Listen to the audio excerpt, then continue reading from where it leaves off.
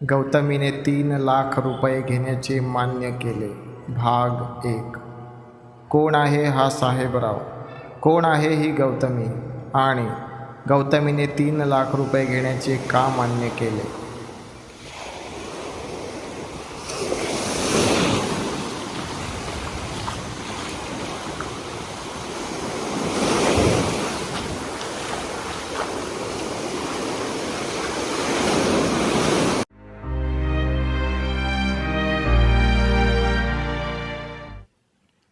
साहेबरावाची 1 लाख रुपयांची ऑफर गौतमीने नाकारली.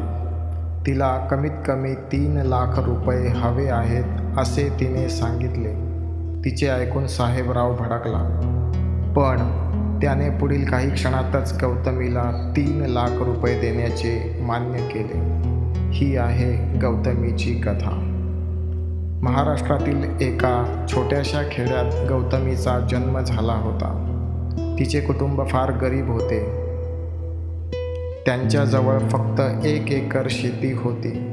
गौतमी हुशार होती, पण गरिबीमुळे तिला इयत्ता 8वीपर्यंतच शाळा शिकता आली. वडिलांनी तिचे लग्न शहरातील बहिणीच्या मुलाबरोबर लावून दिले होते, पण लवकरच तिचा नवरा एका अपघातात मरण पावला होता. त्यामुळे ती पुन्हा आपल्या वडिलांच्या घरी आली होती.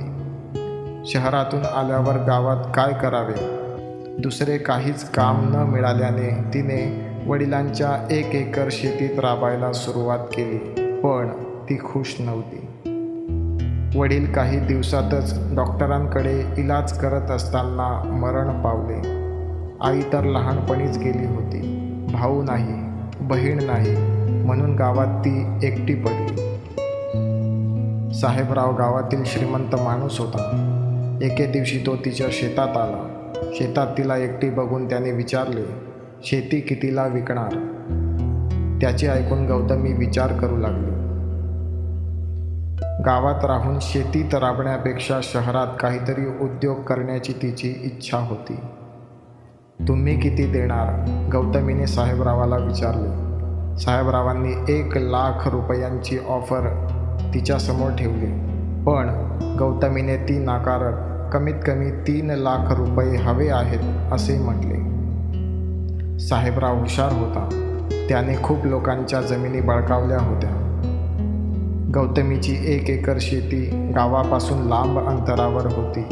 भविष्यात त्यातून एक राष्ट्रीय महामार्ग जाणार होता. त्यामुळे पुढील काही वर्षात त्याच 1 एकर शेतीची किंमत 25 ते 30 लाख रुपये होणार होती. साहेबरावाने तिला 3 लाख रुपये देतो असे सांगितले. तुला आईवडील नाहीत आणि नवराही नाही, म्हणून तुला तिप्पट रक्कम देत आहे असे सांगून स्वतःचा मोठेपणा दाखवला. गौतमी खुश झाली. तिने 3 लाख रुपयात सौदा पक्का केला. साहेबराव तिला म्हणाले, उद्या तुझ्या जमिनीची कागदपत्रे घेऊन वाड्यावर ये आणि 3 लाख रुपये घेऊन जा.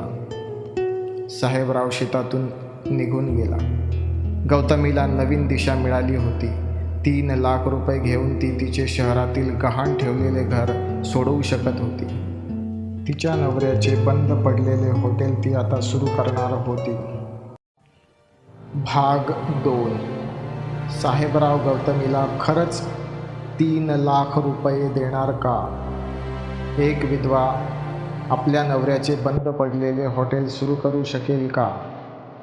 साहेबरावाला फक्त गौतमीची जमीन हवी आहे की अजून दुसरं काही?